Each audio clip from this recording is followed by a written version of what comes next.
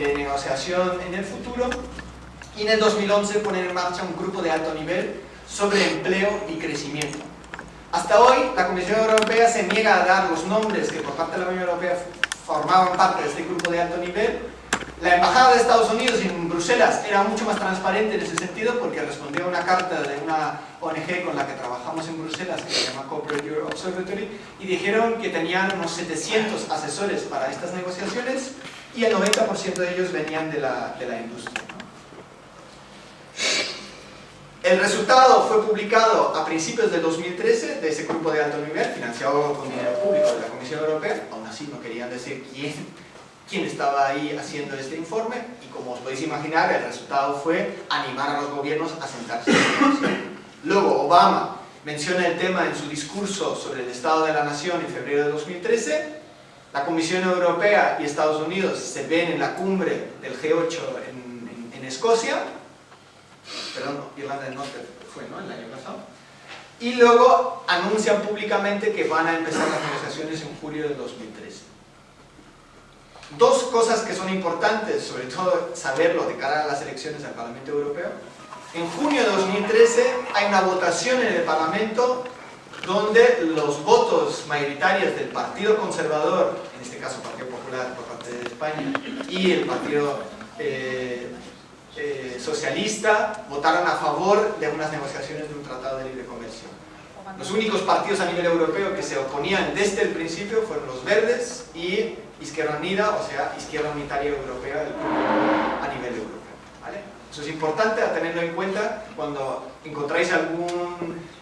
miembro del Partido Socialista Obrero Español que diga que ellos están en contra de las negociaciones, que vean por favor las actas de junio de 2013 del Parlamento Europeo. Bueno, digo estos antecedentes para también tener claro que todo proceso de negociaciones se hacen en unos contextos globales muy determinantes y se viene dando ya, digamos, esa competencia entre comillas, Occidente y los países emergentes, y muy en concreto frente a China. Y muy importante también vincular eso a unas negociaciones que ya llevan más de 20, en concreto 22 rondas de negociaciones, que es el Tratado Transpacífico sobre Comercio e Inversiones, que negocian una quincena de países, entre ellos Estados Unidos, y donde queda fuera China, ¿vale? Y lo que he aprendido esta semana en una reunión con activistas en Estambul, hay otro tratado tercero del que yo no tenía conocimiento, que se negocia entre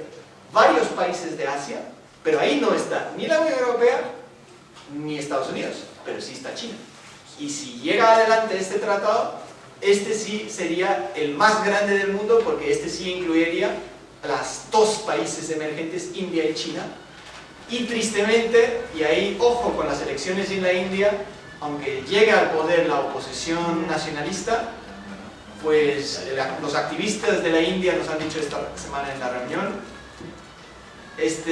salvo el tema de los pequeños comercios y no dejar tanta mano ancha a los grandes supermercados que han tenido una ofensiva brutal en la India en los últimos años, todo el resto del programa neoliberal del anterior gobierno indio va a aplicarse también con este nuevo partido nacionalista. Entonces, lamentablemente ahí tampoco va a haber un cambio radical en la política. Bien, perdón que me haya extendido, pero me parece importante, y como hoy tenemos algún tiempo para la charla, para que dejemos un poco contextualizado en qué contexto se hacen las negociaciones. Voy rápidamente sobre los tres grandes aspectos de las negociaciones, ¿no? El primero, acceso al mercado. Acceso al mercado significa, ahí estamos hablando de servicios, que son más de 130 subcategorías de servicios, que incluyen por supuesto los servicios públicos, pero integran muchos otros servicios, como los servicios financieros. Ahí entra la contratación pública. Y cuando hablamos de contratación pública, estamos hablando de que eso supone el 15% del Producto Interno Bruto en Estados Unidos, pero el 20% en la Unión Europea. Y con un 77% que depende de la Unión Europea de creación de empleo y de creación de Producto Interno Bruto de servicios, podéis imaginar qué enormes intereses tienen las grandes empresas multinacionales europeas en abrirse el mercado de la licitación pública en Estados Unidos, ¿no? Sobre todo porque hay dos legislaciones que se han puesto en marcha en los últimos años, uno que se llama el Berry Amendment y el otro se llama Buy American Act, que son dos legislaciones que obligan a ciertas administraciones públicas, tanto a nivel de los estados federales como a nivel de los municipios, de hacer licitación pública a empresas locales, ¿no? Y eso, por supuesto, con el objetivo de volver a crear empleo, porque la situación de desempleo de Estados Unidos también es muy grave, ¿no? Y en el mandato que recibió la Comisión Europea del Consejo, que somos 28 Estados miembros, en junio del año pasado,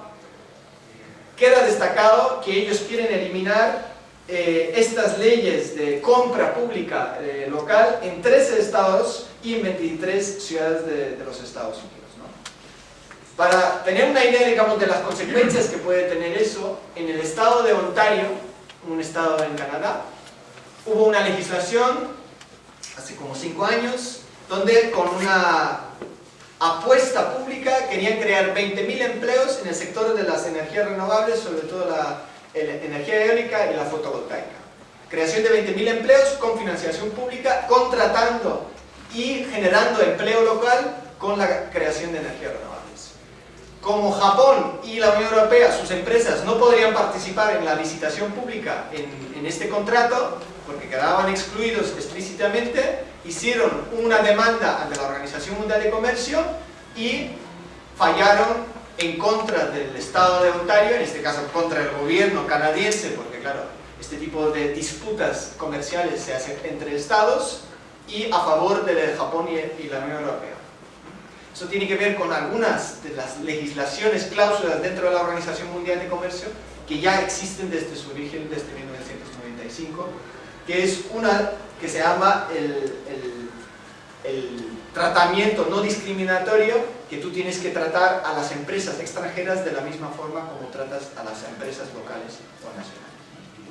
Entonces ahí, en este acceso a mercado que se está negociando, pues hay muchísimos peligros para la compra pública, para la privatización de servicios públicos, y por supuesto en este entra también el capítulo de la propiedad intelectual, que también lo quieren liberalizar, y Rajoy en su visita a Washington le dijo a Obama: en el tema de propiedad intelectual, no te preocupes, que España va a ser el país que más va a ayudar a que la Unión Europea apueste por normas más liberalizadas en el tema de propiedad intelectual, ¿no? Y eso pues nos va a afectar directamente en relación al acceso a medicamentos, o sea, situaciones que ya tenemos dramáticas como en Grecia, que hay gente afectados por cáncer que no reciben medicación anticancerígeno,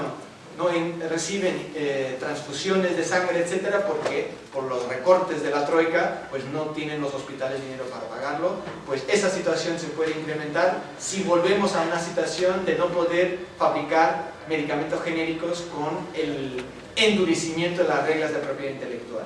Y también otro tema muy importante, el acuerdo comercial antifalsificación, el famoso ACTA, que fue rechazado en el Parlamento Europeo gracias a la fuerte movilización de la ciudadanía hace 2 años. Pues este acuerdo antifalsificación vuelve a entrar en sus contenidos en las negociaciones entre Unión Europea y Estados Unidos, y ahí sabéis que fundamentalmente hay 2 aspectos importantes a tener en cuenta. Uno, que son las diferentes normas de facilitación de datos de los consumidores. Y existe una legislación que sabéis que se llama Safe Harbor, que sería traducido a algo como el puerto seguro, y eso es una legislación de Estados Unidos que obliga a los proveedores de Internet y a las empresas que actúan, Google, Facebook, etcétera, a proveer a la administración pública de Estados Unidos con datos de los usuarios. Eso, entrando en un tratado de libre comercio entre la Unión Europea y Estados Unidos, facilitaría directamente el acceso a los servicios de inteligencia a todos los usuarios. Más aún, con el argumento de buscar delitos de falsificación en Internet, pues es la perfecta amenaza para el control de los ciudadanos a través de este contrato entre proveedores de Internet, usuarios y administración pública, pero sobre todo, digamos, una herramienta de control política sobre la disidencia brutal, que ya lo estamos viendo en estos últimos meses, como ya hay detenciones por divulgación, digamos, de contenidos en las redes sociales. Y el otro tema fundamental es el ataque a todo lo que tiene que ver con software libre, con internet libre, con cultura libre, todos los códigos abiertos. Pues sabéis que ya hay administraciones locales que optan, en vez de pagar a Microsoft, contratar a software libre para no tener que pagar siempre estos derechos de propiedad intelectual. Eso sería una alternativa para muchas administraciones públicas. Pues ahí, claro, las grandes empresas están presionando para quitar estas alternativas de encima. Bueno, esto es el primer gran capítulo, acceso al mercado. El segundo, la convergencia regulatoria y lo que serían las barreras no comerciales, y ahí Verónica ya ha mencionado varias, entonces ahí no voy a entrar mucho porque ya nos hemos hecho una idea. Simplemente tener en cuenta que el 80% de los supuestos beneficios económicos que se esperan en los 10 años después de entrar en vigor un tratado entre la Unión Europea y Estados Unidos, el 80% de los supuestos beneficios económicos vendría de la armonización o eliminación del 25 al 50% de la legislación. Eso es fundamentalmente, porque eso ya está reconocido por la propia Comisión Europea, y ahí, como dice Verónica muy bien, se desmonta, digamos, que aquí no se trata, digamos, del negocio sobre aranceles, sino fundamentalmente de esa eliminación de las barreras no arancelarias. Y ahí también contrastamos las mentiras del propio comisario de la Unión Europea, Karel de Gucht, que en todas las comparecencias públicas insiste, no, aquí no se trata de que vamos a empeorar los derechos sociales, laborales, medioambientales, ¿no? Que ahora es un cambio de estrategia comunicativa muy importante. El tercer gran paquete son las reglas para el comercio global. Y ahí entra la protección al inversor, que ya ha mencionado Verónica, el tema de energía y materias primas, entra también la facilitación de comercio, la propiedad intelectual y los derechos laborales, ¿vale? Y claro, si analizamos cómo ha cambiado, digamos, la estrategia comunicativa de la Comisión Europea y del gobierno de Estados Unidos por una serie de razones que ahora en esa tercera parte lo voy a nombrar, nos damos cuenta rápidamente que, bueno, ahí hay un argumento de que tenemos que ser más competitivos frente a China, y frente a eso tenéis que hablar con vuestros sindicatos, porque es que Asia está negociando tratados de libre comercio, y entonces todo lo que genera Asia en términos de comercio internacional va a restar empleos a los sindicatos europeos, ¿no? Entonces Merkel fue a Washington a entrevistarse con Obama. Uno de los temas era Ucrania, pero el otro tema fundamental era relanzar, digamos, con fuerza estas negociaciones entre Estados Unidos y la Unión Europea. Y una de las cosas que dijo en una charla con la Cámara de Comercio de Estados Unidos, con las principales empresas multinacionales de Estados Unidos, es importante que acabemos con esto del secretismo sobre este tratado. Tenéis que hablar con vuestros sindicatos, o les tenéis que explicar bien de qué va este tratado, pero sobre todo les tenéis que avisar de que, por ejemplo, Indonesia con China están negociando un tratado de libre comercio. Entonces Merkel dijo, tenéis que hablar y hacer frente común con vuestros sindicatos y apoyar, por supuesto, estas negociaciones transatlánticas, ¿no? Bueno, en estas últimas semanas realmente han pasado varias cosas muy interesantes y tenemos que estar muy alertas a qué puede significar eso, bien para nuestra estrategia, como también para el cambio de estrategias que puede haber dentro del poder económico y político.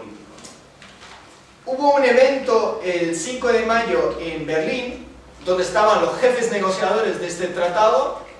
con organizaciones sociales sindicales alemanas y el gobierno alemán. Y eso viene sobre todo, si habéis seguido un poco las noticias sobre este tratado en estas últimas semanas, incluso meses, el último día de la última ronda de negociación, que fue la cuarta, en el mes de marzo, una responsable del Ministerio de Economía alemán dio una rueda de prensa en la que anunció abiertamente de que Alemania va a impedir la negociación del capítulo de inversiones y concretamente el mecanismo de solución de controversias entre inversor y Estado en el tratado con Estados Unidos. Todo el mundo se quedó así. ¿Cómo puede ser que a esta altura de las negociaciones Alemania hace una declaración tan radical? Y eso tenía que ver con que unas semanas antes el mayor sindicato alemán, pero también en términos de afiliados, lo es a nivel mundial, el IG Metall del sector metalúrgico en Alemania, dijo que exigen una suspensión inmediata de las negociaciones. Claro, esto fue una presión inmediata al ministro de Economía que viene de la socialdemocracia por la nueva coalición grande en el gobierno alemán, y por supuesto ahí tenían que buscar alguna fórmula de cómo contentar a su electorado, porque estábamos ya a varias semanas de las elecciones al Parlamento Europeo y la socialdemocracia buscaba un poco de calmar los ánimos que estaban muy encendidos en el mundo sindical en Alemania. Y eso tiene que ver con que los medios de comunicación en Alemania, con una estrategia muy inteligente de la campaña alemana contra este tratado, que ya empezó en junio del año pasado, o sea, nos llevaban casi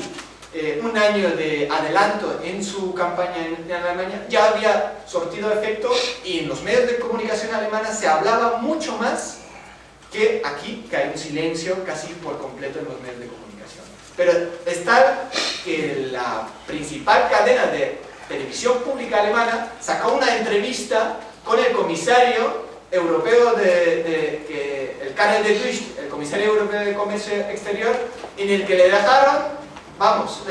mal, es poco decir, porque el periodista le preguntaba por los informes estos que mencionó Verónica sobre los impactos económicos y el crecimiento, y decía, pues claro, los 0,05% que en uno de estos informes sale, en 10 años sería el 0,05 por año. Se quedó sin hablar, le preguntó a su asesor si esto era cierto. Perdonen, corten la cámara porque me tengo que enterar bien. El CDF alemán no cortó la cámara, le siguió grabando, el tipo revisando el informe, y efectivamente vuelve a la cámara diciendo, bueno, aquí no hablamos de cifras, aquí hablamos de que va a haber unos beneficios enormes para el empleo y el crecimiento, y eso fue la historia. Claro, esto salió en las noticias a una hora, a las 9 de la noche, que lo vio todo el mundo, pues eso tiene un impacto pues muy importante, y aquí pues hay un silencio importante. Bueno, entonces en esta situación creada en Alemania se hace esa reunión reciente en Berlín, y ahí estamos viendo cómo cambian un poco su estrategia de comunicación. ¿Cuáles son las nuevas formas de vender el tratado? ¿Eso favorece a los pymes? ¿Te quedas así? Los pymes, claro, pequeñas y medianas empresas, millones de puestos de trabajo.